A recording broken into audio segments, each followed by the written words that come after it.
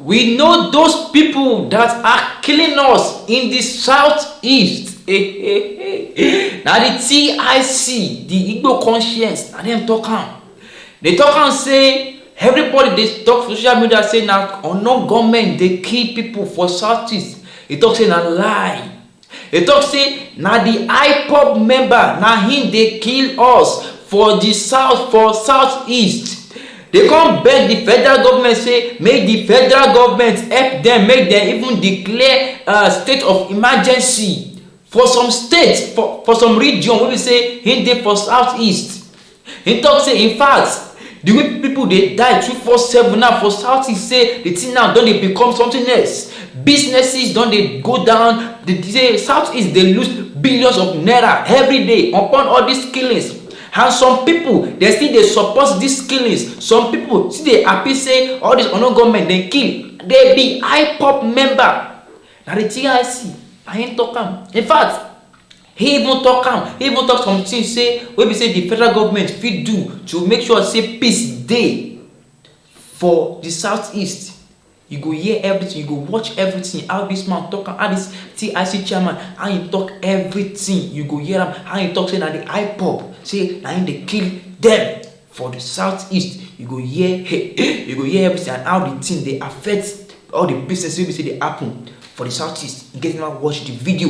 Abeg, you can watch am. To the southeast is under a murderous and destructive siege launched by its people in the name of actualizing Biafra. As of today, Igbos are being gruesomely murdered in their numbers because in their numbers, businesses and human activities are equally under siege and fear.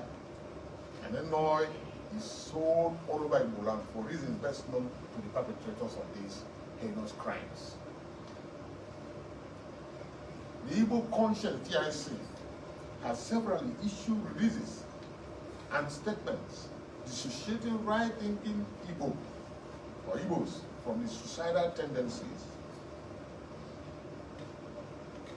and urged Igbos to speak out and tame this monster.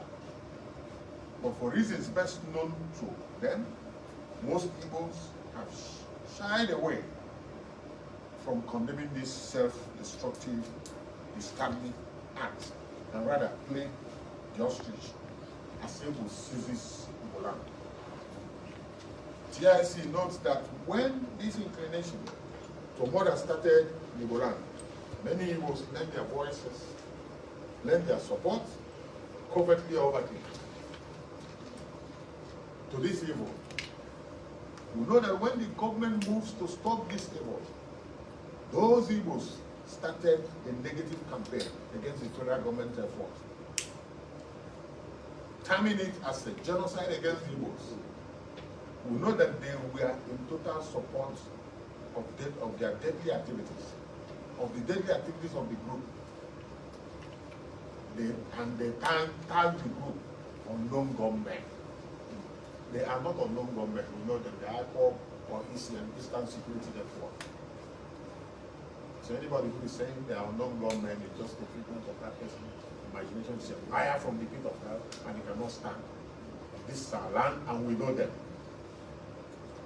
TIC notes that given their complicity and active support in grooming this deadly monster ravaging Igbo land today, most of the governors in the southeast have waxed impotent in rising to the challenge of dealing with this deadly monster.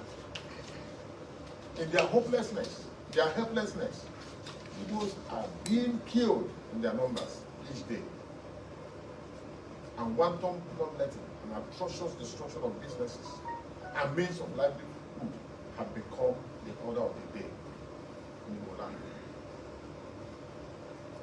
There seems to be no remedy in sight, as the people have surrendered to their bestiality of murderous gunmen that have taken over Igbo land today, killing as they desire and unleashing mayhem, fear, and destruction all over Igbo land.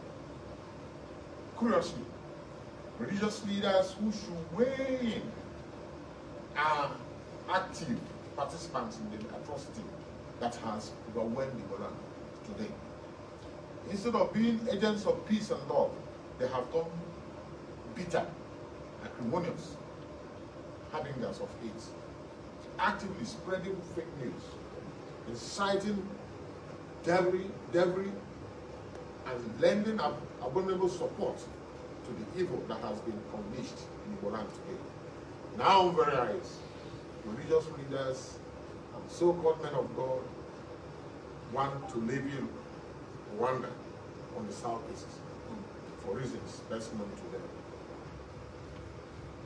Evil conscience notes that certain people, leaders and self-styled non-governmental organizations are actively involved in this project to burn down southeast and lay the entire region to ruinous waste. They offer subtle support to the perpetrators of this evil and are always there to make outlandish allegations against the government and security agencies when they try to tackle this evil. Today, evil conscience notes that the land has been rendered a clinging wasteland, a land ravaged by fear and danger.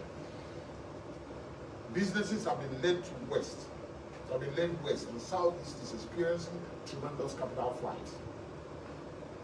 What's more, Igbo have lost hundreds of billions of naira since the self-imposed madness started. Thousands of Igbos have been callously killed, and families have been burdened with human and capital losses that is unprecedented since the end of the Civil War in 1970. Late Dr. Akmir is just one of the victims of this madness. Gentlemen of the press, we know that faced with the overwhelming dangers ahead, some Igbos who have either maintained a feeble culture of conspiratorial silence as this evil mutated, have offered them voices of caution. These are not enough. I'm not strong enough to arrest this route of self-perdition.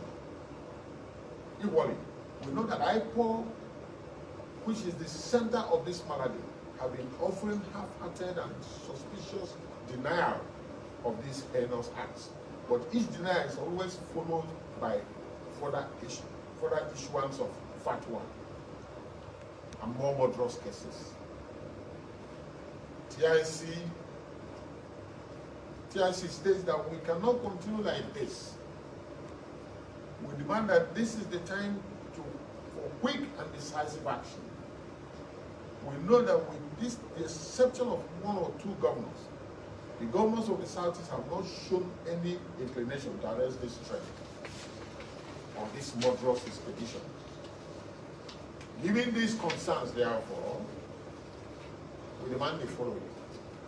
Number one, that the federal government should consider the option of declaring a state of emergency in the Southeast,